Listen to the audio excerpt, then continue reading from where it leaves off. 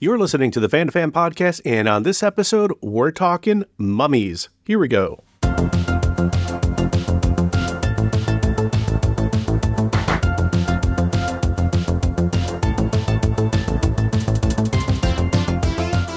You're listening to the Fan2Fan Podcast. I'm one of your hosts, Bernie Gonzalez. With me today, Michele Brittany, Fan2Fan All-Star. Michele has been on quite a few episodes. We've talked about a lot of topics: Highlander, James Bond, horror films, Italian cinema, and you are a writer, editor, photographer, pop culture scholar. Interests lie in horror, spy, and gothic genres. You've edited a few essay collections, including the Bram Stoker Award-nominated Horror in Space, critical essays on the film subgenre. You can find Michele's blog and more info on her work at her website, michelebritney.com. And in case you were wondering, that's one L in Michele and two T's in Brittany. And along with partner Nick Dyack, who's also been on the podcast quite a few times. Hi, Nick. They co-host the HP Lovecast podcast, dedicated to the works of, you guessed it, Lovecraft. That's right, Lovecraft. Also on the podcast, Sean Woodard. So a little bit about Sean. He's a writer, assistant editor. He's worked with Global Insight, a journal of critical human science, culture, and drunk monkeys, not related. Featured in the Los Angeles Review of Books, Horror Buzz, Cultured Vultures, and of course, the esteemed South Broadway Ghost Society. He has written an essay on Perfect Blue. That's right, the anime that was featured in the Bloodstained Narratives, a giallo film in Italy and abroad, a collection of critical essays edited by Matthew Edwards and Fernando Gabriel Bagnoni Burns, who got through that name. He has been the guest on HP Lovecast, where he discussed his contributions to Journeys into Terror, essays from the cinematic intersection of travel and horror. And if you're listening to this and thinking that sounds a little academic, you would be wrong, because it features essays on Train to Busan, Jordan Peele's Us, The Langoliers, Cabin in the Woods, so completely accessible. And Sean's essays on post-colonial Australia, and he takes a look at two different movies. He talks about them on the HP Lovecast podcast, so you want to check that out. And you can find him on his website, SeanWoodard.com. That's two O's in Woodard. Sean, thanks for joining, Michele, and thanks for joining again. Thanks for having me on. It's a pleasure. You guys have a CFP, a call for papers, for a mummy essay collection, and I'm going to stop talking in a little bit because I want you guys to talk about it. It is essays kind of sought as an edited collection focused on the Universal Monsters mummy franchise. And again, if you're listening to this episode, we're going to talk about the call for papers. Michele and Sean are going to elaborate on the collection, what they're looking for, some of the topics that they're looking at as far as submissions, but we'll also get into mummies because mummies are big in pop culture. Universal Monster, certainly, and in other facets of pop culture. But let's start first. What was the motivation behind this book? So I am a PhD candidate at University of Texas at Arlington. So dealing with all the fun stuff like horror, cinema, and whatnot, in, a bunch of academic lingo and jargon. And I had done a few conferences at the time, and I had just finished those two chapters that you mentioned in my introduction there. But I know Michele and Nick, I've known for a long time through the Horror Writers Association. They've done so amazing with their edited collections, and I was thinking it would be really fun to collaborate with one or both of them, depending on if we had a topic that was of interest to all parties. I think what really kind of got my brain going was there's so many memes of the 1999 Brendan Fraser movie. The classic bumper sticker, right? Of like, honk if you'd rather be watching the 1999 cinematic masterpiece, The Mummy, starring Brendan Fraser and Rachel Weisz. And I was like, yes, that is like the ultimate like millennials action, sci-fi, adventure, romance, hybrid, what have you. And I realized that came out in 1999. We're approaching its 25th anniversary. And I'm like, okay, it would be really fun to write about something like that. And I did a little research, and there weren't that many like academic papers on that film specifically, like maybe just a few scattered here and there. More so on the classic 1930s Universal film. And so I called Michele up and I'm like, hey, the last time I was at your place, I got to see like all the cool mummy books you have. And I remember that from like a while back. And I was like, this is right up Michele's alley because like she and Nick and I would just talk about like, hey, what are you watching this week? And I'm like, oh, we just got The Awakening. It's a brand new Blu-ray, or the Sphinx came out, right? Or we talk about related films like Raiders of the Lost Ark ripoff, but actually very fun in its own right. Ark of the Sun Ark of God. the Sun God. Yeah, Nick has mentioned that quite a few times. So also a fan. Yeah, so I was thinking like, okay, I can't think of anybody else who is more qualified than Michele with this, given her love of ancient Egyptian lore and history. We just started talking and just thinking of ideas and how should we get the CFP together? Where should we submit query letters for academic presses and things like that? And right now we've gotten the ball rolling, and so far we've gotten a good response, especially from people we wouldn't necessarily think. Like, of course, there's the film studies people, but there's also, when I put it out on Twitter, history professors, anthropologists, archaeologists, they all responded to the keywords in that call for papers announcement. And right now, our CFP combined on HNet and UPenn have almost 7,000 views. So we took that as a good sign, and most of those views came within the first week of posting it. So that should hopefully put you guys in a good place where the submissions, and right. I have to assume that when you're doing this call for papers, you're hoping that the topic is as interesting to other people and they find an avenue of perspective that they contribute, right? And exactly. I think with the mummy, Sean, it reminds me a lot of a conversation that we've had with two other Fan2Fan All-Stars, Ellen and Rebecca, and they've talked about how they watched the Monster Squad with their daughters around Halloween. And one of the comments that came on last time we were talking about it is that was probably, for their two daughters, the introduction to the Universal monsters in a movie that was, more of a staple. Well, now is kind of a beloved staple of the 80s, kind of more of a rediscovered staple in the 80s in Monster Squad. But to your point, if someone gets, is looking at Brendan Fraser's The Mummy in 1999, that movie now is 20 plus years old for us who were maybe in our 20s when that movie first was released. We were maybe a bit aware of the 1931 Mummy, but even at that point, that was a movie that was old in syndication. I remember from maybe watching Svengoolie and having an appreciation for them. But even then, it was old for us. So for a lot of people, the Brendan Fraser, Stephen Sommers 1999 version is maybe their gateway, their introduction to the Mummy. And I think that's a great idea. It's such a smart idea because it's a movie where if you were 5 or 6 years old, and to your point, it's as much comedy as it is action adventure, as it is horror, as it is thriller. And right now, if you're at a place where you grew up with that, that's your gateway to the Mummy. And hopefully those people are in a position of like, I have something to say. And now this essay collection gives them that, an ability to, put their thoughts out there. Exactly. And we didn't want to wait on this because there's never knowing if anyone else has the same or a similar idea. So we tried to make sure we had all our I's dotted and our T's crossed and, make the CFP as appealing as possible and put it out there. Some of the topics that you guys have on the website, and I'll mention a few here. Stephen Sommers as auteur. Wow. Okay. So out of the gate, going hot, especially considering Stephen Sommers, for as much maybe not getting as much credit because of things like Van Helsing, but also I think of movies like, was it Dark Rising with Trent Deep Rising Williams? Deep Rising, thank you. Yeah, that was a staple of every video store, and it was just like a fun creature feature in the aughts that was kind of fun. And then you see him get a big budget and then direct something like this to exoticism in non-Western cultures, heroic representation, body horror, gender representation, toxic depictions in film. So you guys are really kind of opening up the aperture as far as what folks may be able to bring to something, to the Mummy, to the franchise, and what it has said. Yeah, definitely. Because there is so much to be said about the 1999 version.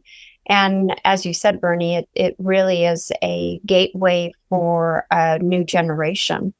It's unfortunate that the 2017 wasn't yet another gateway. Not as good a gateway, perhaps, but yeah, if you look back at the 1999 one, it really freshens up the 1932 version and gives that nice adventure twist to it. But there's a lot going on in it that allows you to really study this movie and by proxy other films and kind of make a comparison with The Mummy. For instance, the portrayal of Middle Eastern non-Western individuals. What is that portrayal? What does that say? What does that say about Western culture versus Eastern? And, why is that problematic? We love the film, but if we think about, Benny as a character and also the jail warden, both are very comedic, but they don't have a seriousness, and they only propel it through their, inefficiencies, I guess. So is that a statement about all of people of that culture? And it isn't, so, there's a lot, like I said, to talk about with regards to the film, a lot of different representation.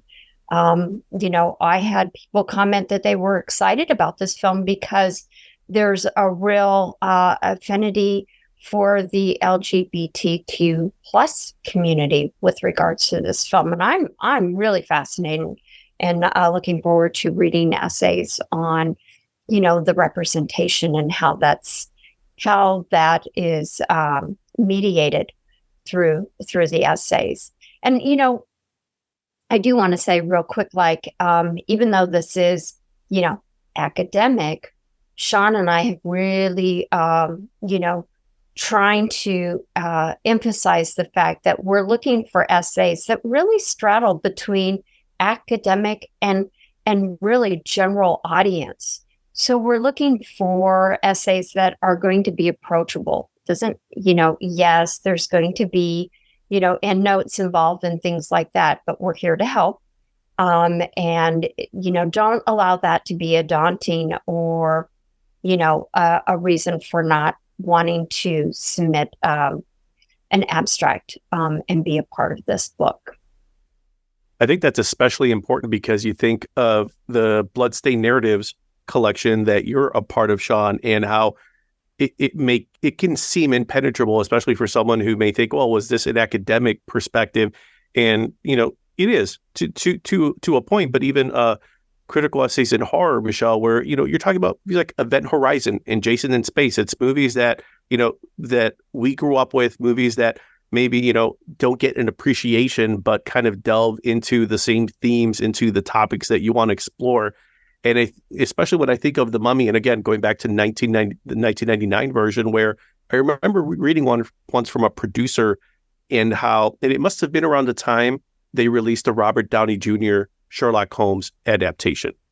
And his comment always struck a chord with me in that for every generation, every 15 to 20 some years, you need a refresher. And when you look at franchises, at sequels, it seems like that happens continually with James Bond, certainly Sherlock Holmes, X-Men. We're seeing that with the Marvel Cinematic Universe, but also with the Universal monsters. And to your point earlier, Michele, it seems like Universal, it's like every so many years, 2017's The Mummy, it didn't work. But really, that rolls back to 2014's Dracula Untold, where that gets some traction, and maybe that allows a window for executive to say, Dracula is part of our lives. It's every Halloween, a trick-or-treat bucket and PJs and costume that's out there, that it's just going to always be a part of pop culture. It's in the DNA. But then to have a movie kind of be that cinematic totem to say, well, this is this generation's Dracula, this generation's Mummy.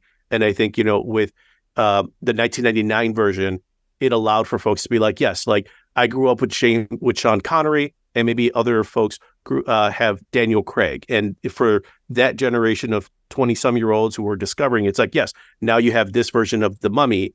And if they enjoyed it enough, then hopefully that allowed them to want to explore other movies that were like that, other things that, were like, oh, this is kind of cool. What else could this be? And, fortunately for them, there's this whole Mummy franchise, Universal franchise that they can discover, and then it opens up other things that we'll have to talk about later. But I love how everything that you guys have kind of like is just ways to enter something that seems on the surface, maybe potentially, again, for me, like shallow. You guys are just talking about the movie.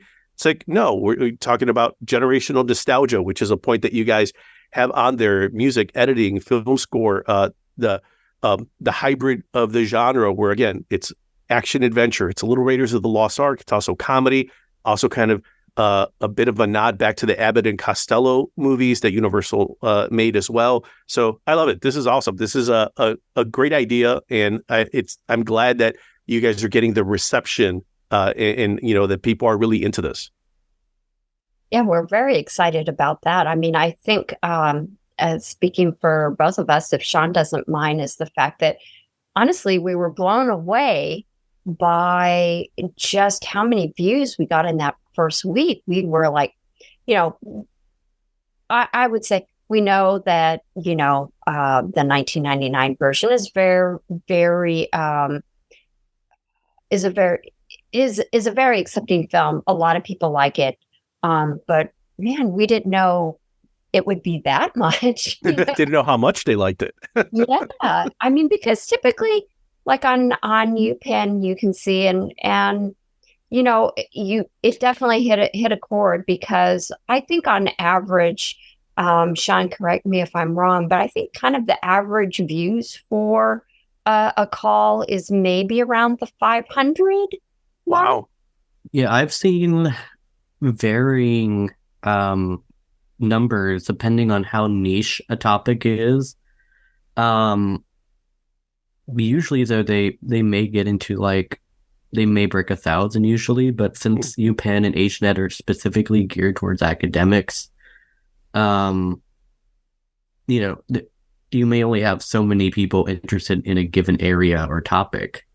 And not all of those views translates to the number of abstracts that are submitted to the editors or co-editors of those collections. And even from that small amount, you have to narrow it down from however many you receive. Let's just say you get 80 to maybe about 20, and then know that, that might be cut down to maybe 14 by the time the book goes into publication, depending on the quality of the things that you receive. Kind of a good problem to have if you have this much interest. So, right topic, right time, and it gives the two of you as editors the ability to then really kind of vet topics and maybe, double down on some folks who are like, hey, this is interesting, but we have maybe 6 approaches to the same topic. So let's try to get some unique perspectives that can really kind of enrich and make this collection even better. Because again, if there's interest, then that's a good problem to have a lot of things in your inbox, right? It really is. I know for James Bond, I think I had about 45 abstracts. And from there, I was really able to curate the kind of book that I really wanted to put out and really kind of develop what sections I wanted to explore. And as a result, I think it was a better book, a better edited collection as a result of that. So yeah, having more abstracts to choose from is a very good problem. You set up my transition, Michelle. So for someone who's listening to this, can you kind of define what an abstract is? Because there's a deadline, December 15th of 2023. So there is a time frame where folks do have to submit something, and that something being the abstract. So can you kind of define what that is? Yeah, so the abstract should talk about the topic that you're going to explore. You want to explain how it relates to the call. You want to be able to answer kind of the 5, who, what, where, when, why, how. But you also want to be able to explain why there's a gap in scholarship. How is that essay going to help either define a scholastic dialogue, or how is it going to bridge a gap of something that is in conversation today? And I know that sounds like, but Michele, you just talked about being available to the general audience too. And honestly, when you start writing about an abstract and you start thinking about what you want to discuss, I think those start to become teased out, and it does become an easier process. But you want your thesis statement in there. You really want to give us as the editors an idea of what you're going to be, what's the direction of your essay. And I know Sean would be great to fill in my gaps, because he does a lot more writing than I do as of late, and would be up on all the latest. But generally speaking, I would say that's kind of, and we're not looking for anything long. I think it's 300 to 500 words to just kind of discuss. So, my tip always, write down what you think you want to do, put it aside, go back to it. Sorry, I have cattail in my face. No problem. And then, go back and start honing in. So that way what you turn is something that's clear and concise with regards to what you want to discuss. And then we as editors can always come back and ask more questions, but it's very helpful if you clearly define what you want to talk about. I was going to ask you, Sean, I have to imagine that there's always probably this Venn diagram of interest where someone may have an interest in film scores, and then they'll take the approach of discussing the film score for a mummy movie, or they may have an interest in, gender representation, and then they'll take that perspective. So there's probably a passion that is already, there that exists in the person who's submitting, and then you're just giving them this vessel where oh, well, talk about that thing you love, but for this specific thing, this specific topic. Yeah, the film scoring bullet on that abstract CFP, that did come from my love of film scores. And I know there's a lot of people who are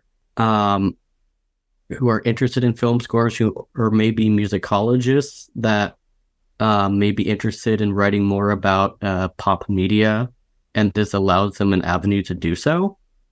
For example, I did a conference paper, and on Candyman, I was exploring Philip Glass's film score for that, because I wanted to use my, I also had a BA in music, so I wanted to use that kind of expertise and interest to add something to that conversation, which hadn't really been talked about yet, at least from an academic perspective. So and there are plenty of also academic journals that are just devoted specifically to soundtrack studies.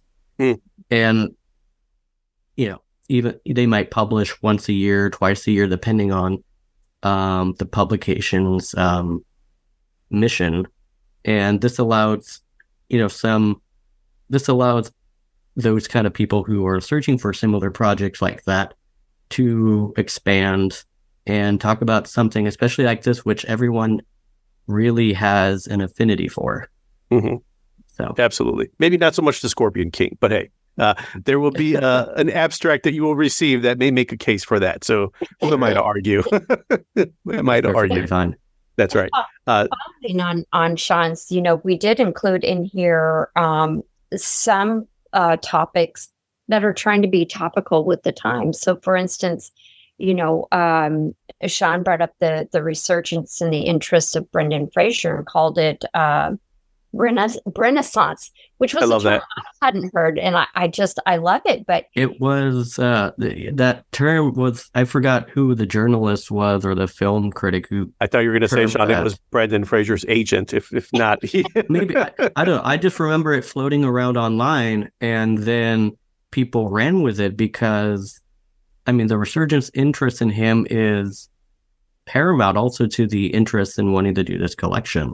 Sure. In many ways, it's a reminder that, his fan base hasn't left, right? We all talk about the Mummy, and we talk about his early hits like Bedazzled, even stuff like George of the Jungle, Sure, and whatnot. But what he's doing right now with the the Soderbergh film No Sudden Move, yeah, he Killers was of in the Whale, Moon, absolutely, The Whale. yes. Yep, It's almost like a comeback or a renaissance, sure. as it was termed, around Oscar time. So, And you have to imagine too that part of it is either filmmakers or executives who may be younger, who grew up with the energy and like the like box office that Brendan Fraser helped bring in the 1999 version. So they're remembering him as a good actor, maybe not from Encino Man, or George of the Jungle, but like a good actor who was a product of his time, but maybe disappeared too soon, because it seems like there was like a valley where I think he was in a season of the Showtime show The Affair when I was looking up his IMDb some time ago, wondering if he was actively working before The Whale. And it seems like he's an actor that has never really left the scene. He's always been working. He's always been around. He's maybe just not working on big productions, but then, yeah, part of this renaissance, and now to be able to work with Scorsese and have gotten some Academy Award acclaim with The Whale, it's just, and I think especially because of the way he portrayed his character in The Mummy, where it was for us kind of like a callback to Indiana Jones and what Harrison Ford did, and like the pulp era, chiseled chin hero, barrel chested, that, was, just, it was fun. It was kind of like a gallivanting. It was swashbuckling. It felt, like big budget exploitation, like, what Steven Spielberg was reading as a kid, in the 40s and 50s, but now brought to screen. And Brendan Fraser had some of that magic in that, and Steven Sommers was certainly like kind of delving into that and trying to bring that to the screen. So this is great. I love this idea. This is such a great idea, and very timely. So well done. Thank you. Thanks. So deadline, December 15, 2023. And folks can reach out to mummybookproject@gmail.com. And that's where they can send their abstracts, like you said, Michelle, in that sort of like 300 to 500 range. Who, what, where, when, why. And maybe the biggest thing of all is like, nature abhors a vacuum. So what vacuum is their idea filling? What perspective are they taking that maybe someone else has not thought of that might be welcome in this collection? Yeah, definitely. And, the topics that we list is not an exhaustive.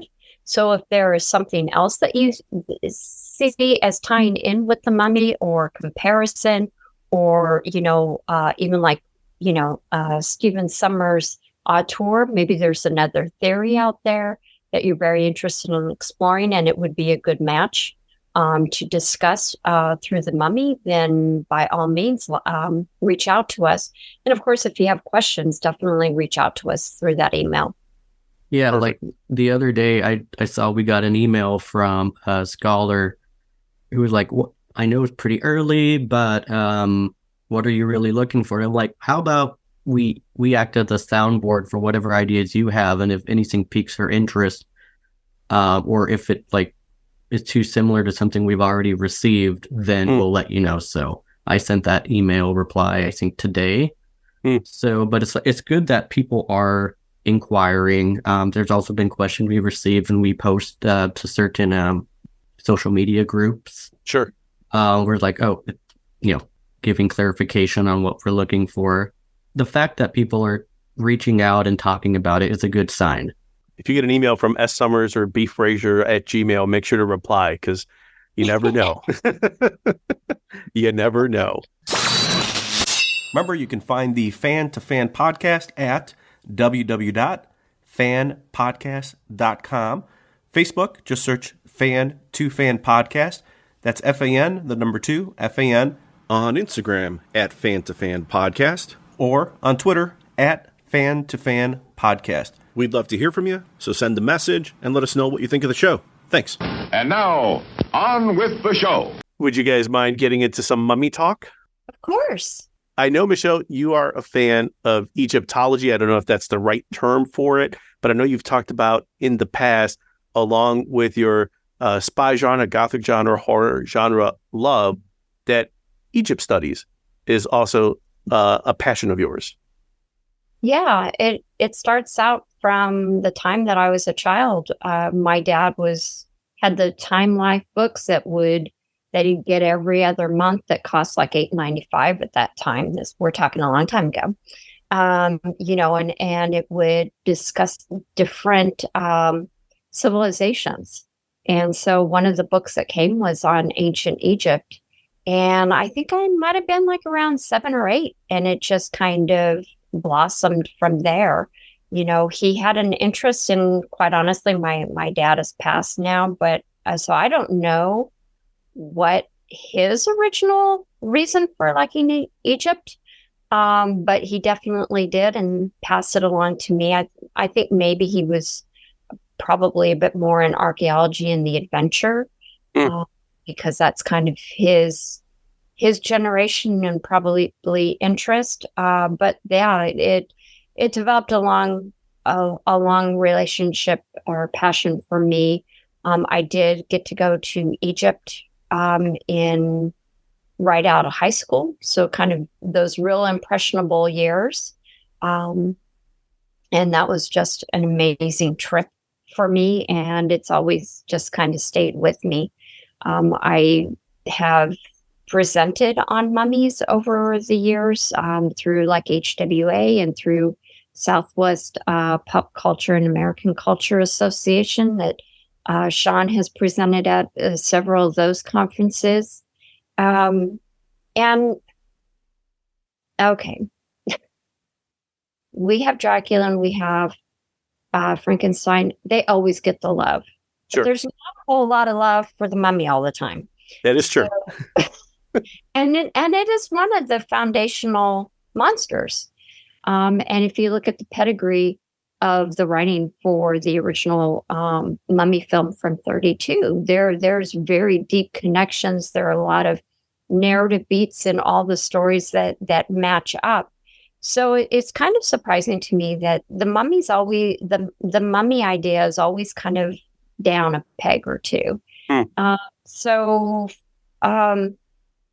For a while, I was doing Michelle's musings on mummies, and I really tried to kind of dig in on mummies and pop culture, and understand and realize that Egyptian mummies are not the only mummies out there. There's mummies throughout the world. So there really is kind of an untapped world of talking about mummies and, kind of bringing that conversation together. It kind of gets, put out there through like, dark travel type of stuff where you go to unusual places and things like that. But, as much as we're in a culture that doesn't like to talk about death and dying, there is a lot to learn about cultures through their practices of death and their rituals and things like that. Something that always sticks with me is that, people will say that the ancient Egyptians were so focused on death, and it's not. They were, but at the same time, it was their religion to what would happen after they died. It was, their belief system. And out of all the monsters, the mummies are, don't have a real mythology. And that was always fascinating to me because it really is kind of grounded. The idea of a mummy is rooted in reality, but the mythologies that have developed over the decades is very fascinating, and it's kind of an open sheet with regards to mythologies around mummies as monsters. So I think that's actually kind of an interesting study. And as we were talking, I was just thinking about how the 1932 version was very melodramatic, whereas then in the 40s you had these kind of very B Sure. films of mummies, the mummy hand and things like that. That was very low budget. But that was kind of within keeping of the 40s and the 50s. We also had Abbott and Costello, meets the mummy. Then we got into Hammer horror, which also had a mummy and things like that. So, and then up to 1999, it's not a surprise that you would have this blending of genres that brought in the adventure, that brought in the love story, that brought in the horror. And so I think there's a lot to tease out in the various films. And I know we've talked all about the films, but there's a lot of literature history around it too. And that just utterly fascinates me. And as Sean said, there's not a lot written. There's not a good, solid collection of essays around the 1999 film and how influential that has been, and how it is also very telling of 1999 and what that means for us even today for nostalgia, as we discussed earlier, that generational nostalgia. So kind of long-winded, and I apologize for that. That really, as Sean says, I have lots of, Egyptian books and things like that behind me. Yeah, definitely. That's how you get the alliteration, Michele. Michelle's musings on mummies. I love that. Well, there's a lot to unpack there, especially in what you mentioned, that combination of as much history and culture and science that you see in mummies' depiction in pop culture. You get the supernatural mystical elements where you get like the forbidden texts and the idea of like reincarnation or resurrection, all the Egyptian lore, whether, as much made up as it is, an attempt to have it be somewhat grounded. And I think, for in some ways, it's done, I think, to try to enrich, to try to make the idea of the mummy feel real, because if you can believe in the Pharaoh's curse, in that type of mythology, and then you have that idea, and then of course we'll talk about it, like opening the King Tut's tomb in like the 20s, like all of these things that happen in the real world, and then you layer on top of that what people hear and what they read in National Geographic, just like you did when you were younger, your dad's love for archaeology. You kind of mash that up together, and then you start adding genres: horror, comedy, action, adventure, monster movies, and even things about like a man, a creature out of time. And that's a theme that's explored a lot in some of the movies. I think that's where the idea of the mummy as a creature, as a monster, as just like this concept allows you to approach it from a lot of different perspectives. So Sean, I was going to ask you, as someone who is now behind this upcoming mummy collection, what's like your access point to mummies?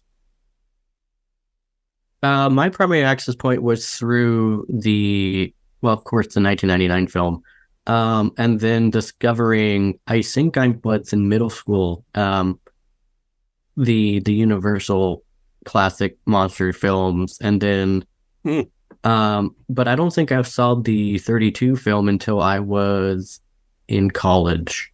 Okay. And actually, it wasn't my favorite. My favorite was The Invisible Man from, what was it, 1941? Exactly, because what Frankenstein was 31, that did well, and then it kind of started the right momentum of all the Universal monsters. Yeah, Mummy was 32, so Wolfman was much later, I think in the 40s. Right, so that's when it kind of really delved into them, because like, I haven't seen these, I should watch these. I'm still making my way through them. Like, I barely watched Bride of Frankenstein in full last year. Okay. Which was phenomenal.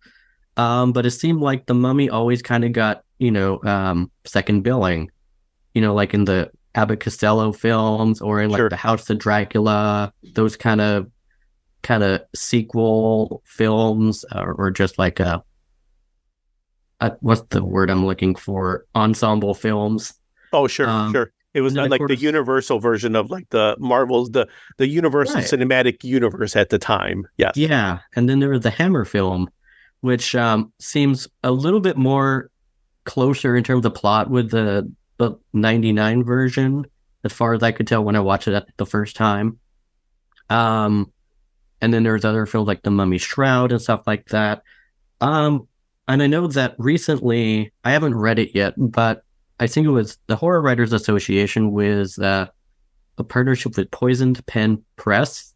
Okay. Republished, I think the first Mummy film was, I think it was Jane Webb or Jane Webber. I think it's Jane Webb. And that was from, wasn't that early 1900s, late 20th century, Michelle? Yeah, she writes about a mummy in the 24th century or something like that. But she wrote that story in 1820s. Wow. Okay, so I was way off the mark then. That's pretty impressive. Wow. I mean, especially, I think, because you mentioned the 1932 Mummy, and I think, kind of arguably, like, that is, if there's like that Big Bang moment, I think, in pop culture, right? Like, that feels like the one that has informed the adaptations, the exploration of the mummy, like, after that. But then to know that there was a story that was written before that. And I did a little research on the movies, and I wanted to go over some of those with you guys in a bit. But wow, to think that in the 1800s that someone wrote about the mummy, that's crazy. It's kind of hard to wrap your head around that. It really is, because if you think back in history, Egypt really didn't kind of open up to Europe and the UK until after Napoleon went with his troops, I think in 1798, and he took many scientists. Back then they called them savants, but he took scientists and artists and documented Egypt at that time. And over like a 10-year period, they released the descriptions of Egypt, amazing drawings, just absolutely incredible. And as Egypt started opening up, because of course the British came in, they conquered over the French, and so they took over Egypt. That opened it up to the English. So then you had the Grand Tour. So young people, out of school, they would take the Grand Tour, and that was kind of their entry into adulthood. So you'd have these tours, and they'd go to Egypt, and so over the decades, you had various English individuals that would go there. They would have no education in like archaeology and things like that. They were just kind of wannabes, and they went, they dug, they took, mummies, they took artifacts and things like that.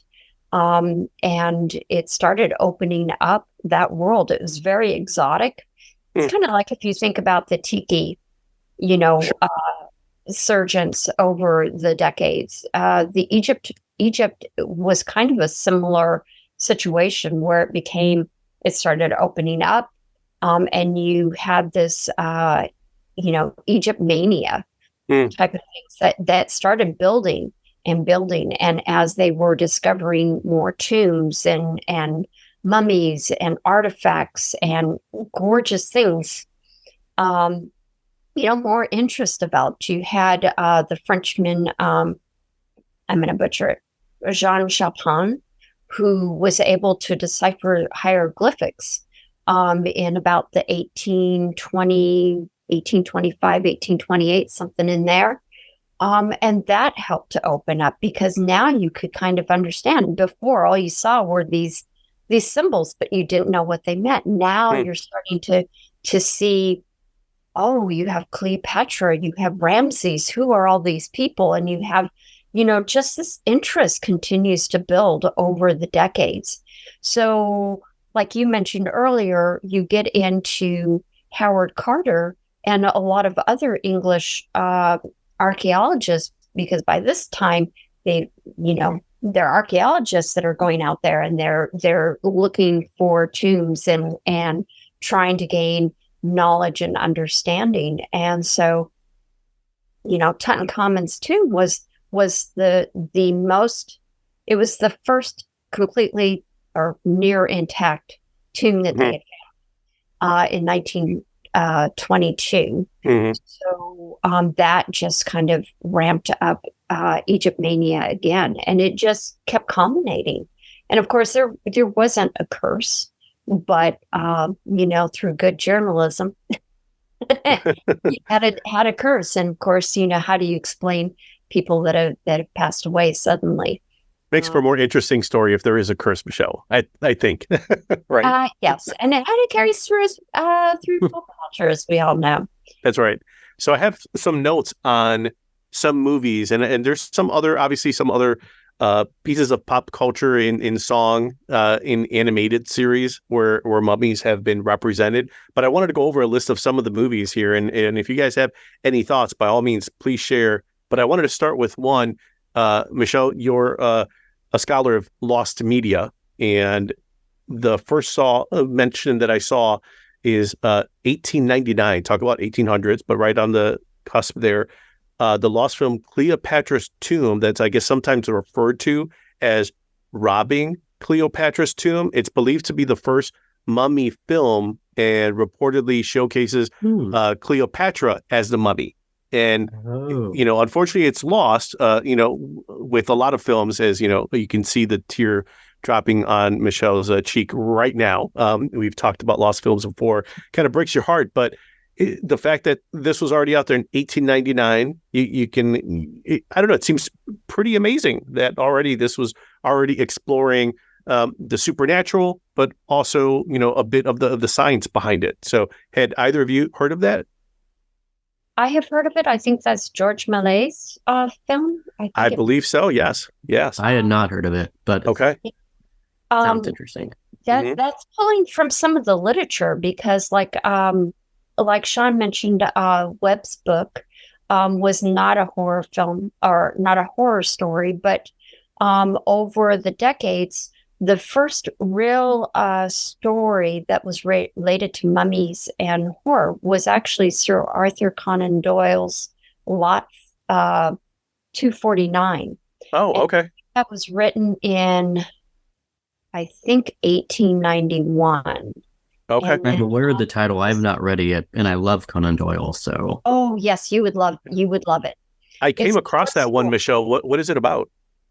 It's about a college student who has a mummy in his room, and there is another student that lives above him. Okay.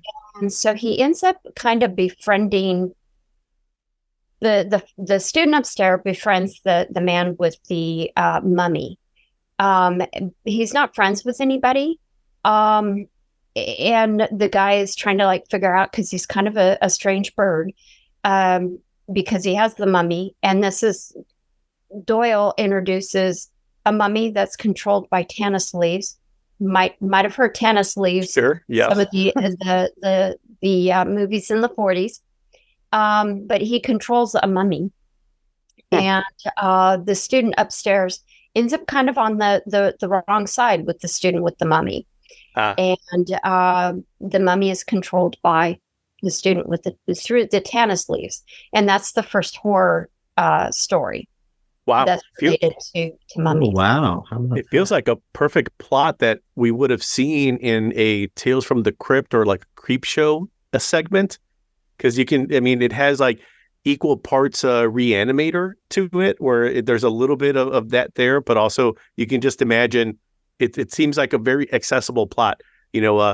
Two folks who maybe don't get along, and then one person just happens to use his mummy to get to get his way. That's awesome. I've never heard of that, but that's amazing. I love that one. And I'm looking it up because I think that somebody's going to be putting it out. Okay. I think there is a short film that's going to be coming out related to that story. Oh, perfect. Yeah. It just sounds so cinematic. Feels perfect to be adapted.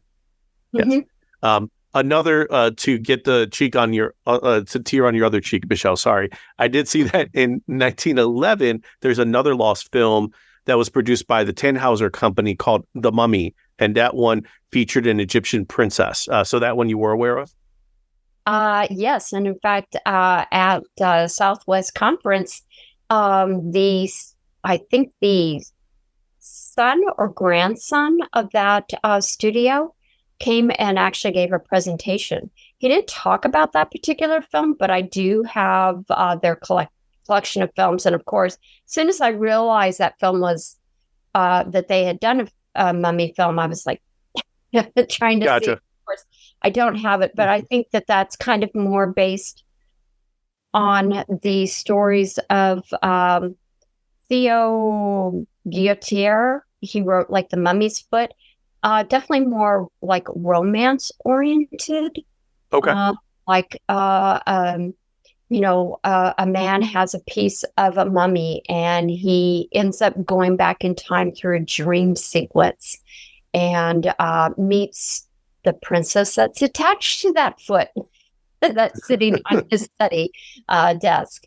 So I think that might be kind of what that story is kind of aligned to. Sean can definitely, I'm sure, speak more to kind of the early cinema. But at that time, in early cinema, you could either have kind of real stories, or you kind of could try to take the route of doing a short film that was somehow grounded in some sort of story. So, of course, back then you had a lot of Egyptian stories. You had things that are coming in the news.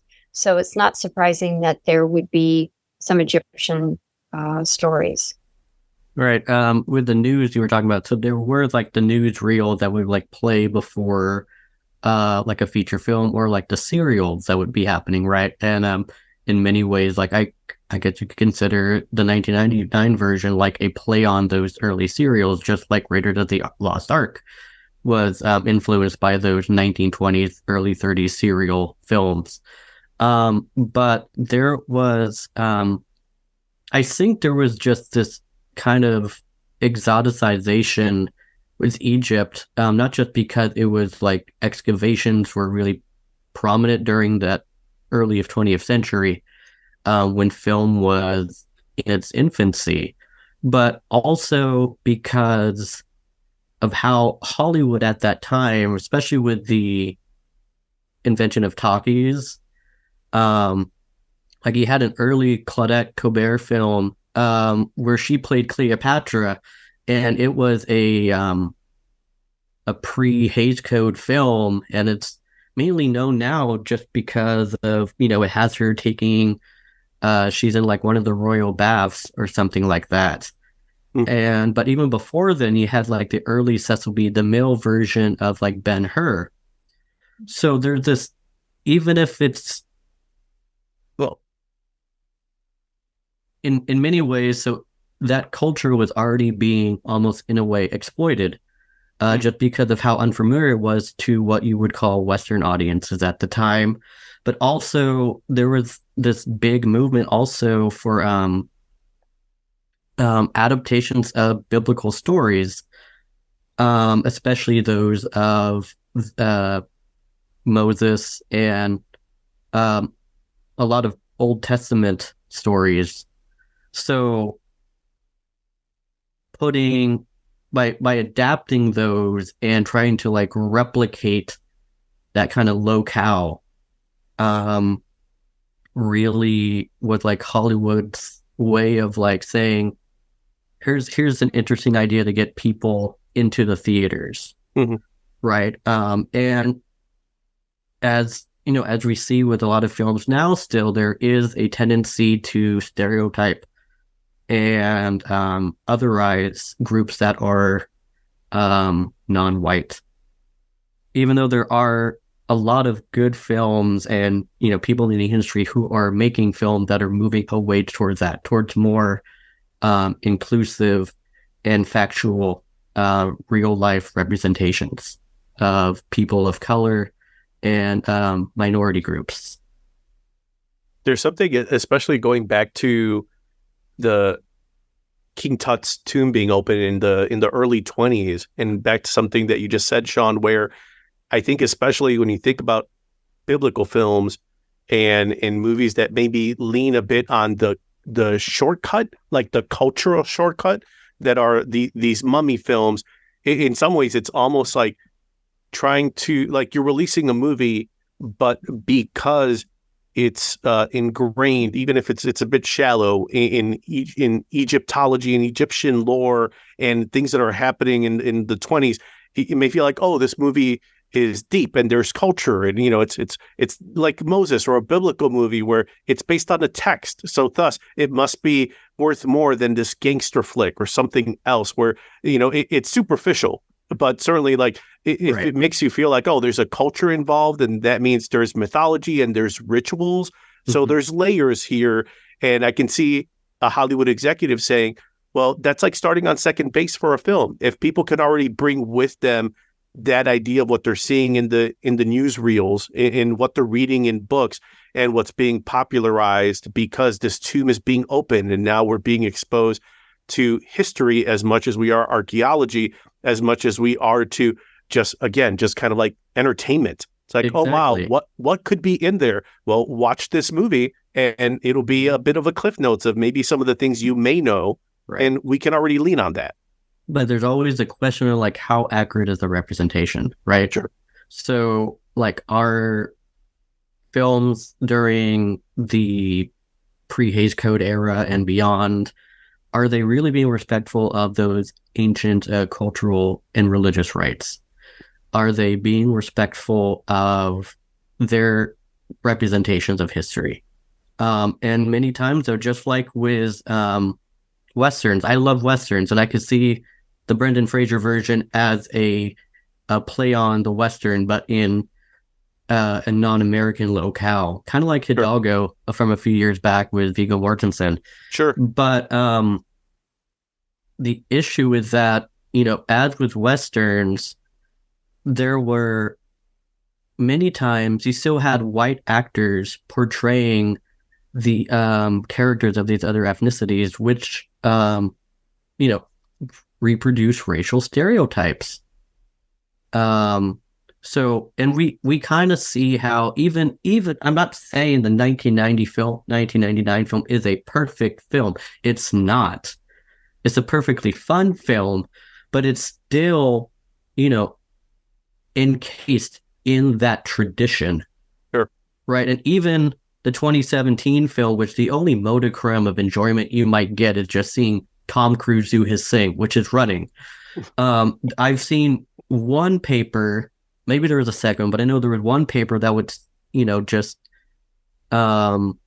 academically showing how stereotypes were still being used in the writing and the portrayal in that film, even though there was a lot of hype about there being a female mummy. Sure. From a different culture. And I think that's where all of these movies, the mummy movies, and what you guys are kind of doing with the collection, again, is just like a lens to approach the fact that the versions of the mummy that we grew up with and that were there before we grew up were representations of the times that they were made, and the things that we look at now. It's like, yes, cultural stereotypes and, a limitation on gender representation, on culture representation. It's like, yep, just like in the same ways that if you watched a Sean Connery James Bond movie versus a Daniel Craig James Bond movie, or Sherlock Holmes Basil Rathbone versus Robert Downey Jr., or the newer one that they've done with Netflix, it's like, it represents the time. And that's what I think the really cool idea of tackling the mummy is that you're watching the mummy portrayed in these movies or in other pieces of pop culture. And it's also, if you kind of get past like, okay, so here's the movie, it's like, no, but it's also where we were as a society, where we were as people, where Hollywood was in production, where maybe it wasn't as far along as you would want it to be. But like you were saying, Sean, but the people behind it were maybe they were working in inches. Well, if we have a female mummy, is this empowerment? Well, maybe it's not in all the ways it could be, but it's a stride. It's something. It's like, okay, Well, Right. all right. Well, if we have James Bond not being, not being the James Bond that he was, the male chauvinistic one. Okay. Well, now if we can explore that, does it make him more interesting? Well, to modern day audiences, yes, because modern day audiences probably would not suffer the version before that we were okay watching, that our parents were okay watching, because as we can see it now, it's like, yeah, it was just it was a product of the time. Right. And I also want to say, the popularity of films, they come in waves, right? So like, the retconning of Halloween brought a new generation to Michael Myers. We have a new Friday the 13th series that's going to be produced by, I think, Paramount or Peacock, one of those two studios. I can't recall off the top of my head. But, I mean, with the tendency for like art house cinemas to show, and the availability for them to show like the Universal Classic monsters on the big screen, that's always a big draw during the Halloween season, right? And they recently got 4K UHD releases, and even though those are based off the earlier restorations that informs the Blu-ray releases, which were good at the time, it shows how Universal really considers these one of their important catalog line of titles, and wanting to give them to collectors, or even to those who just like to stream them, but Sure. primarily to collectors of physical media, so they could have them in the best versions as possible, whether that includes just a full 4K scan, or with the application of Dolby Vision high dynamic range to the picture. And I mean, it also brings up a lot of questions about film restoration and presentation. Mm-hmm. It's like, does the application of HDR really help for black and white films? In many cases, it does. The higher resolution, if you look at Casablanca, the grain is very fine. With that restoration, they didn't use digital noise reduction to kind of scrub the picture clean.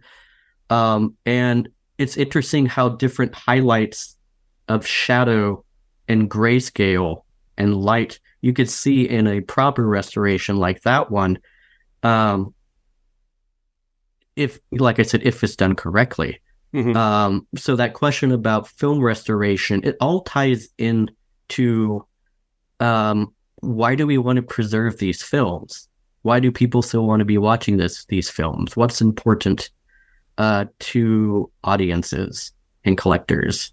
So even with the Universal Classics 4K sets that have been coming out, even something like that, they may not be perfect scans, right?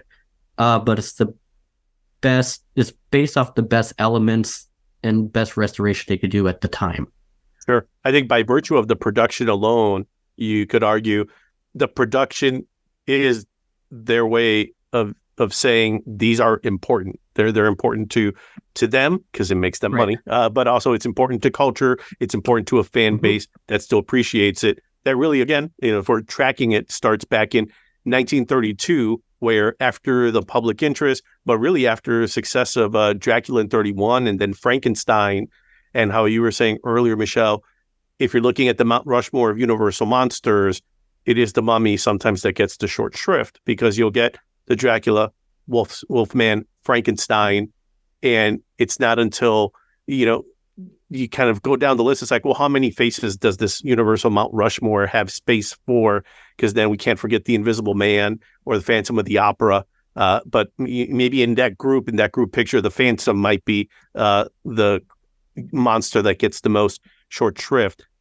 I wonder, though, if this comes from that initial portrayal, one that's kind of hard to forget, because when you see it visually and you're not reading it and you're seeing a slow moving mummy, and it feels maybe less threatening compared to, say, the Wolfman, where it's something very feral, and you can see him chasing you down. That makes sense. Or Frankenstein, where he can overpower you as much as he can choke you, and he can get to you, versus the Mummy, where, again, its initial portrayal, as great as it was by Karloff with the makeup by Jack Pierce, it really is the character that he has is at bay with the fez hat and the lean look, the wrinkles. That's more ominous than necessarily the Mummy, because I don't necessarily, like you mentioned Michael Myers earlier, Sean, like, okay, well, I feel like I could probably outrun Michael Myers. I don't know if he's going to go across state lines or get an Uber to get me, but Right. You're like, no, just run away. That's fine. And in some ways, that kind of logic carries over to the Mummy, and maybe that's where audiences and executives saw, well, there's something about Frankenstein that's a tragic figure, and you can follow that, versus in the Karloff version, where they do try to bring in a bit of the sympathy, the tragedy, because you see that he was killed in the past. So you're thinking, okay, well, here's just a man out of time who doesn't understand, who's trying to presumably reincarnate Aksa na Moon. I think that's how. Upsala Moon. Thank you, Sean. That's it, exactly it. Moon. But again, it's a different type of monster, one that feels slightly less threatening, and maybe that's why we see the short shrift, compared to other Universal monsters. Then again, one of you mentioned Branagh's Frankenstein earlier, and I think with the revival of Dracula in 92 with Coppola, and then the Branagh version of Frankenstein, both Universal production was like, oh, we've done these main two. We have a werewolf movie with Jack Nicholson out. It's like, what's the next Universal monster to revive? So I think that's very much in conversation with those hits that were coming in the early 90s for Universal that were essentially reimaginings.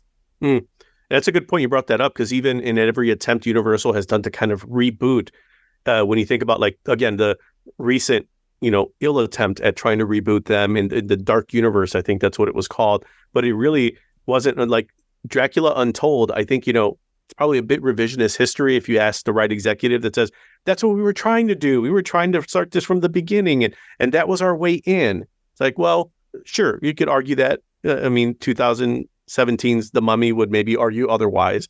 But I think it was it 2018 or 19 Invisible Man that gave us kind of a way into the Invisible Man concept, by way of stalking and domestic abuse, that brought a different lens. And then, the idea of like technology in Silicon Valley, and the entrepreneur, the zealot who may get past relationship norms to a point where you're just like, no, you're just creepy, dude. It's like, oh, but then you throw on top of that the Invisible Man, and it makes it accessible for that modern audience that's like, well, the Mummy may not be able to chase me, but I also carry basically a small supercomputer in my pocket all day. So someone creating a suit full of cameras that can somehow mess with light, I don't understand how it works, but I wouldn't want that person following me. Oh, and if you call them the Invisible Man, that makes sense. Okay, got it. If that's how you reboot that, that works. These are all classic tropes, sometimes classic, tales to warn us, right? That those themes are going to constantly be adaptable and relevant in every age. It's like fairy tales, with the exception of maybe like the Disney ones, although they have their place. They start with oral tradition, and then they become adapted and into kind of primers for the elite youth, right? Those who had access to an education, right? Just be like, oh, these are things to look out for, right? And then you have the Disney sanitized versions, and then you have, kind of a revisionist era, like with Angela Carter's The Bloody Chamber, right? But also like going back to the idea that fairy tales were actually dark and frightening. Sure. And in many ways, that since these tales, like from the Universal Classic monsters, come out of Eastern folklore. There's that oral tradition, there's that written tradition, that cultural tradition, that, if you do it right, you could have something that will be extremely relevant to the next generation. Sure. No, makes sense. So from there, let's go to something that maybe wasn't as relevant to many generations. Sorry, Universal, are the Mummies sequels. So 1940, The Mummy's Hand, and that one is Karis. Jack Pierce makeup.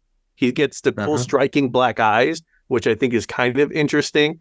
And that one, talking about, again, the Universal Cinematic Universe references Frankenstein, Dracula, and the Wolfman, because I think at that point they realized folks are going to the drive-in, they're going to the theater, and they're seeing these monsters. They all live in the same world, so let's embrace that and let's put them all in the same world. And then that way folks may go in 1942 to see The Mummy's Tomb, or 44 to see The Mummy's Ghost, or in the same year, The Mummy's Curse, or in 48, where Abbott and Costello meet Frankenstein, and then you start adding that comedy. And I think that's where, when I think of Abbott and Costello, again, being a fan of Svengoolie, but I think of something you mentioned earlier, Sean, Westerns, and even to some argument, 90s horror, where some of these things have a trend. You get Westerns, which become incredibly popular, and then you get spaghetti Westerns, all the Sergio Leone, Man with No Name movies.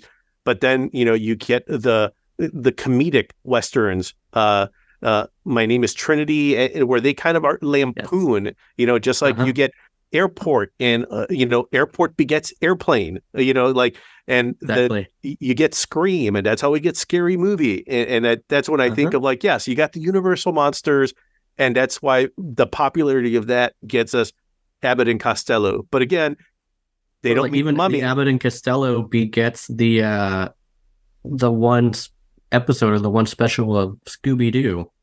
Right? Oh, absolutely. Sure. Absolutely. Yes. They're always working with those. Yeah. Like the comedy, and you can bring in Don Knotts and Scooby-Doo, and it makes sense. It totally works. But again, another example of the Mummy getting short shrift, because the Mummy doesn't show up until like the second to the penultimate movie that Abbott and Costello end up doing. It's like they did like 36 movies, and I think like 12 years or something. And, that kind of shows you maybe how they felt about the Mummy, where they're like, well, I guess in the 35th movie, we should finally meet the Mummy. Like, let's get this over with. So again, to your point, Michelle, sorry, the Mummy doesn't get the love and attention that the two of you certainly want to bring them in the collection that's coming up soon. All right, so I got a few more, if you guys don't mind.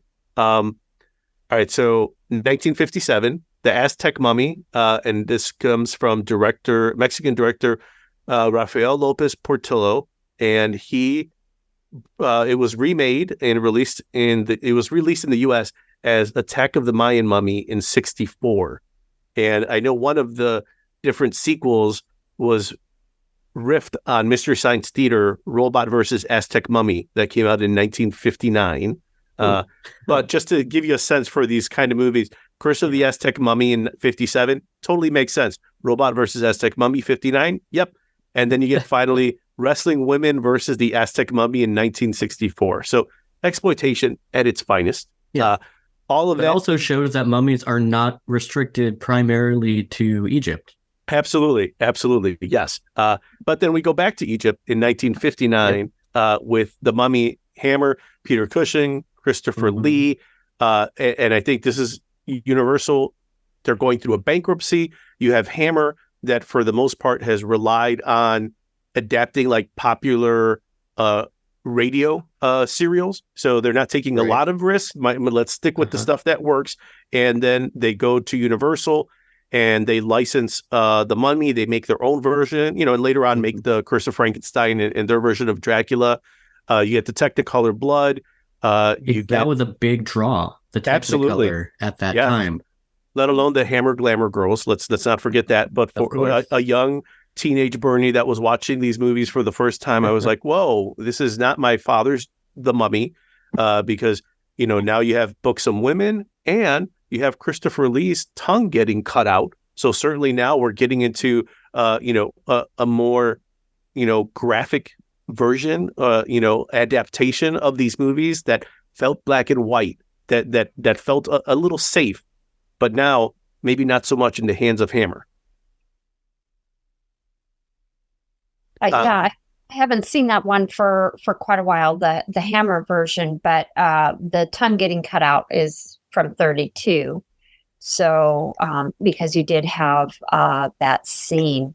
Mm-hmm. I did want to go back to just real briefly the Aztec Mummy collection, because there is a really nice collection with, I think, the 4 films, which is very interesting. It's I think, let's see, in my notes, it's VCI Eclipse Company. Okay. Okay. I know VCI. Yeah, and it's like a 4-film set. They've released a few Giallo films, including a version of Blood and Black Lace stateside.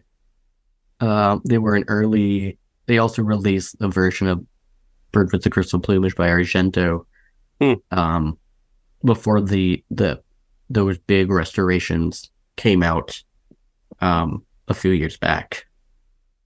That's the hashtag physical media forever. Absolutely. Physical media forever. Oh yeah, definitely. But what I will say about the Hammer version is that it does draw, yes, from the 1932, but it also draws from the 1940 films with the Tanis leaves, which you draw the pedigree that goes actually back to Doyle's Lot 249, and maybe earlier, but I know definitely Doyle's story. Sorry, not Doyle. Well, anyway, you know what I mean. Yeah, but I think that's where, Michelle, that idea, like going through these and just kind of getting ready for this conversation, you just see, like, within the movies how the directors, the writers just cherry picked. I'll take this from this movie and I'll take that from that movie. And what about this? It doesn't work with the story I want to tell, so no need to make that a part of the lore. And it still works. You still get some of the main themes, but then you can bring something like the Tanis leaves to say, well, how do we bring the mummy back? And I think it was in the Mummy's Tomb or Mummy's Ghost, where it's like, oh, well, you have him smell or you put it in kind of like liquid form. And then as the priests are kind of trying to, have their way and use the mummy for their own purposes, you use the Tanis leaves. Totally makes sense, unless you don't want it to, and then you don't use it. And I'm doing an aside here, and I sorry I'm segueing away, but the whole Tanis leaves, and whether and I do not recall because it has been a while since I saw the films, but I don't remember if they did liquid form or if they did smoke. But if they did liquid form, it would be very interesting to know if the writer at that time was thinking about a particular ritual in ancient Egyptian, which was the opening of the mouth ritual. So you actually have, what looks like in hieroglyphs, some sort of symbolic opening of the mouth. So I do kind of wonder if the writer, had done a little study ahead of time and brought that in. I do remember the scene from the movie where you do get the priest and kind of the high priest and the priest assistant who are kind of bringing in almost like an eyedropper to Karras, who was the mummy at that point, to his mouth as he was laying down in kind of like, the stereotypical mummy position. But again, it's a great thing about all these movies. They took what they wanted, they left behind what they didn't want.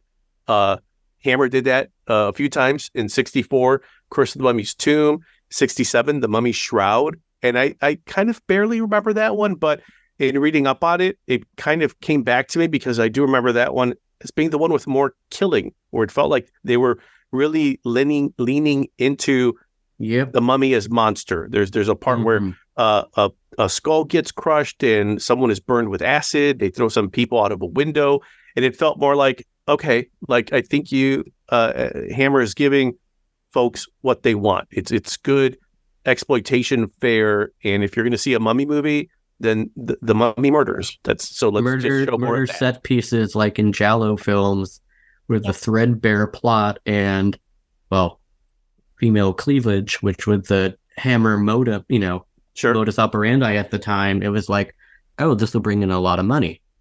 Absolutely. It was a successful system. And, back even when you said that one came out, there's a lot of conversations going on regarding the need for a new rating classification system and the birth of the MPAA. So, with the, as we knew it at, with G, PG, R, Sure. X, NC-17, all that jazz. So in many ways, they're just pushing the boundaries all the time. It's like, how can I get this to the most people possible? Right? Yes. What's also the cheapest way to distribute and make this film? Do I put it on a double bill, put it at a drive-in? What can I get away with in terms of violence or sexuality on the screen and still have the widest possible audience to see it?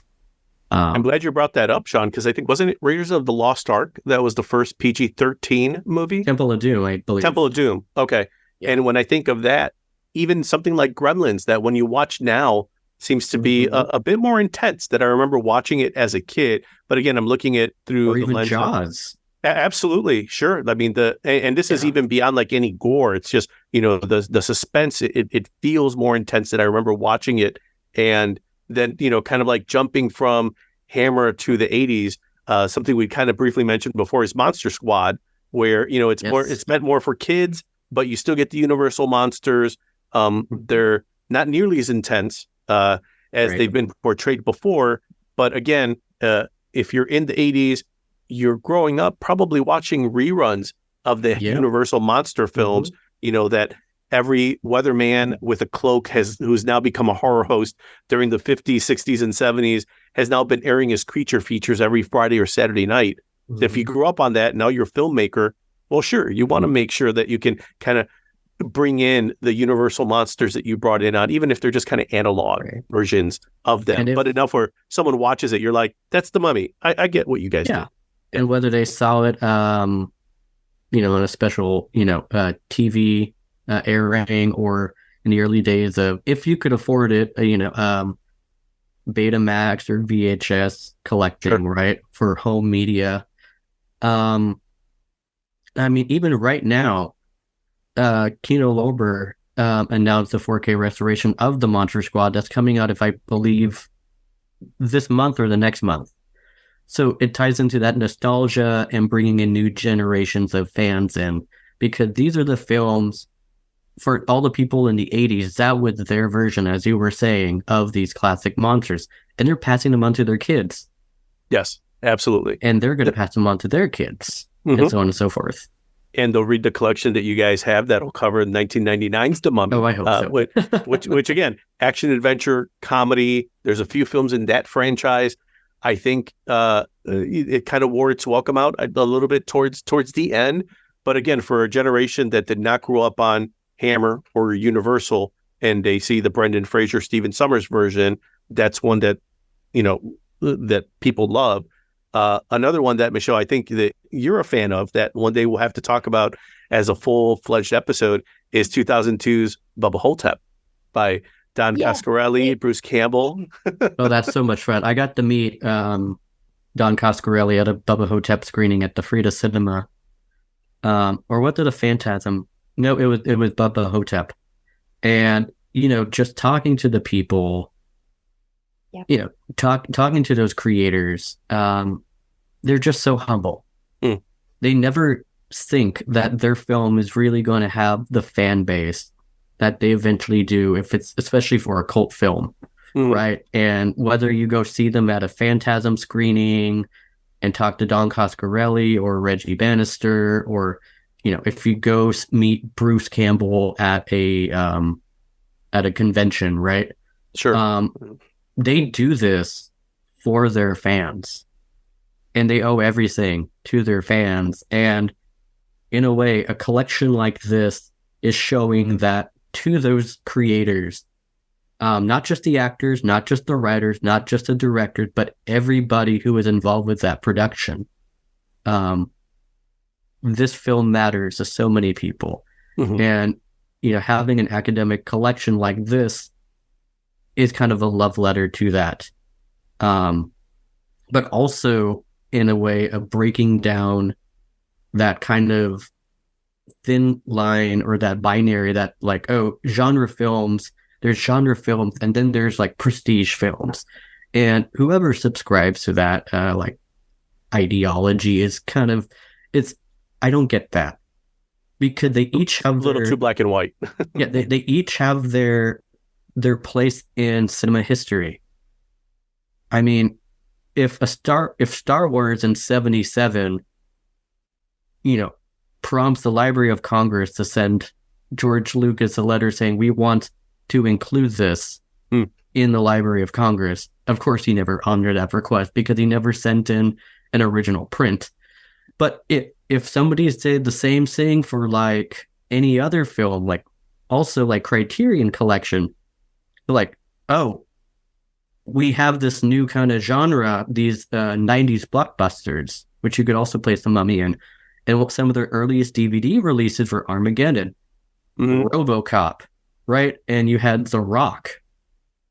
And you could argue the merits of these films, but it just showcases that these people who are film historians, right? Even all the way up to the new hosts on TCM, was like Martin Scorsese, Guillermo del Toro, and the others, just like, they want to showcase these films that they're passionate about so others could see them. And that, I think that's all about, we like things curated for us. I mean, that's why we have Spotify playlists, right?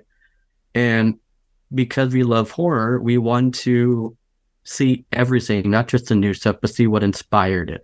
You go back from Scream and see all the films that it's riffing off of. You go back to The Mummy and see like, oh, this is not just connected to the original. There's all these interesting tidbits that are in conversation with older movies that are intertextually referenced. So long story short, sorry for that giant tangent, but even a collection like this, we don't know how many people might read this, right? We don't know if, a cost for, publishing this through an academic press might be prohibitive to some people who want to read it. But, we have ways to access these things. Interlibrary loan, your public library. You can request a chapter that interests you through the library. There is interest in these very, very, not necessarily niche interests, but it's showing that horror studies is a growing field and something to really be taken seriously. And having a film like The Mummy be a representative tentpole film to do that, I think, is, will have its impact in the field. Yep. Just like Michelle, you said, if The Mummy's gotten short shrift, genre filmmaking has gotten short shrift. And through the book, through the study, what you guys have done, it brings a bit of a spotlight to, like you mentioned, Sean, you took the words out of my mouth. I was thinking about how TCM is now starting to kind of, show more genre films. And as you see that, it might have been something that before may have been frowned upon, or like, oh, those aren't serious films. Those aren't films that merit study. We have to watch The French Connection. And even then, that might be a stretch, because that might be too contemporary. Too many people liked that movie. We have to talk about something else. But then again, I think that's where the approach that the two of you are taking in kind of looking at the Mummy franchise, the 1999 version, something that hasn't been discussed as much, because maybe it's just hitting its peak. Now people are ready to talk about it. And everything that came before it, all these films we've kind of talked about, have been part of the lineage that gave us that movie. Yeah, I would completely agree, and just to echo both of you in the fact that, in the history of cinema, every film has its place within that timeline, and trying to preserve them and also discuss them is actually very important.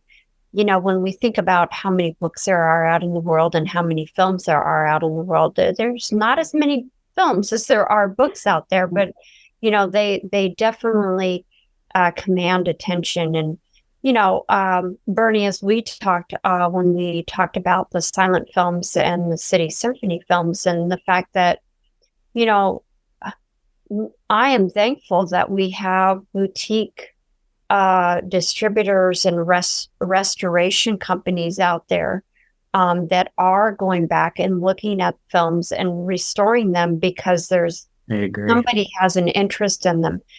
And it's not that it's a wide interest necessarily, but the fact that they are restoring it allow it to have a new life and to be able to visit it and have conversations about it. And I think that's very important. Even the crappy films. I mean, I know they suck. You feel like you just, put 90 minutes in the trash can, but there is something to discuss about them in every single film. And you never know when there's going to be a filmmaker to come along that'll be the next Martin Scorsese or, Peckinpah or whoever else, and say, yeah, I saw this little film, and now all of a sudden nobody knows about that film, but that was the film that sparked them on their road to become a filmmaker. I don't know what Stephen Sommers' catalyst was for getting into filmmaking. It would be interesting to know that. But at the end of the day, it is very important. And thank goodness that we are seeing a rise in trying to preserve these films, however great they are or mediocre or how horrible they are. There are people that want to discuss these films. And I think this is the time. And it hurts the wallet, but we accept it lovingly. Yes. I think this is where, Sean, what you were saying, where Universal releases a 4K version of the Universal monster movies to hundreds of thousands, and the boutique labels are releasing movies to the tens of thousands and maybe arguably to the thousands, because they're kind of doubling down to a niche audience, but a niche audience that is rabid, that is passionate, that is willing to speak with their dollars, to your point, Sean, and pay $40, $50 for a limited release because it's being released by people who care enough about something that's so esoteric, but enough that you're like, oh, wow, you took the time and care to restore this, something that I love, something that I discovered and now I love. That's worth it for me, and I'm willing to do it. So 100%. I do have a few other mummy non-media things that I wanted to bring up. I've got 5 or 6 here, and I just have to mention them because they're more funny than anything else, but I had to bring them up here because the cinematic legacy of the Mummy, we've talked about it. There's other movies that are out there, but 1966, the Batman, Batman, Adam West. There was King Tut. He was the villain. Oh my! He thought he was the reincarnated Boy King. 1967, Rankin Bass's Mad Monster Party. You got Dr. Frankenstein, who's retiring. Everyone's coming in, and that includes the Mummy. And you get Boris Karloff, who does a voice in there along with Phyllis Diller. 1978, and I want to say it was in the mid 70s, where there was kind of like the Egypt 2.0. Like, I think there was again kind of like a what is it? Well, there's definitely a revival, and that's thank you. Yes, there was a huge tour starting back in like about the mid 60s up. That's it. Exactly right. Yes, and that brought us Steve Martin's Saturday Night Live song "King Tut." So that's right. You get 1988, the release of Yummy Mummy by General Mills. That is, kind of overshadowed by Frankenberry, Boo Berry, and Count Chocula. I don't know that I've ever had Yummy Mummy, but I'm sure if there's a 4-pack somewhere out there, I'd like to think Yummy Mummy is a part of it. Because if not, it really goes back to the conspiracy that you've now brought up, Michelle, that I am not 100% believer in. Someone's bringing down the Mummy, and they need to be, they need to stop that. 1977. At a time when I was watching. I remember I think it was in 5th or 6th grade. We would have at that point in a public school, something to be like, okay, do you want to go into orchestra? Do you want to go to band, or do you want to do singing? So I went the singing route, and one of those years, I was like 11 or 12. We had to do all these compilation things with choreography, and one of the song excerpts that we did was King Tut. And of course, it had the stereotypical kind of like exactly the movement Yes. from the music video. And I mean, just you name dropping that, it just opened up this like random memory in my mind right now. That's And exactly what happened to me, Sean. I was looking this up, and immediately it's like, I'm sure I've messed up my YouTube algorithm where it could be worse. Now it will show me a bunch of Steve Martin SNL skits, which again, that's great. Thank you, YouTube. Sure. But the second I saw that song, yeah, it came right back to me and it rushed. And I was like, oh, yeah, that's right. But what you mentioned, Michelle, it's like, oh, no, but it was because of this sort of, the traveling exhibit that got everyone excited, and celebrities were talking about it again. The last two I have to mention is just because I am a kid of the 80s and 90s. I grew up on the 80s, but also in the 90s watching Batman, the animated series, X-Men, the animated series. And in 1997, the Mummies Alive animated series was on. And then in 2003, Teutonstein was out as well. I love that animated series. It had great animation, Sean. 100% agree. The opening was really cool. Love that one. 2003 Teutonstein was really more for kids, but I think it's Jay Stevens who created that.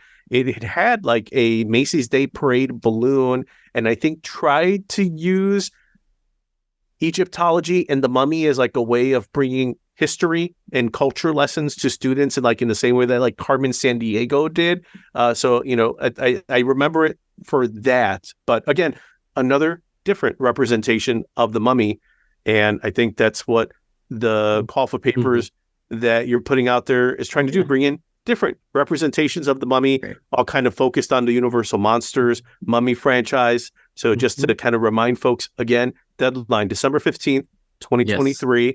You want to reach out to mummybookproject@gmail.com. Topics include, but not limited to, heroic representation, body horror, toxic depictions in films, queer LGBTQ plus representation, mean gift culture, psychoanalysis, generational nostalgia. There's a lot of different perspective, folks. And I think Michelle and Sean are excited and happy to see your perspective in their inbox, so that this collection can be something pretty amazing for folks to be like, oh, I never thought of mummies that way, but turns out someone else has. And they put it to paper and they submitted it to you guys. To quote the great Rodney Dangerfield, the mummy, he gets no respect. I think that's a good line to end on, but hopefully this collection, helps bring more respect to the mummy. We'll end on that one, Sean. That's it right there. Awesome.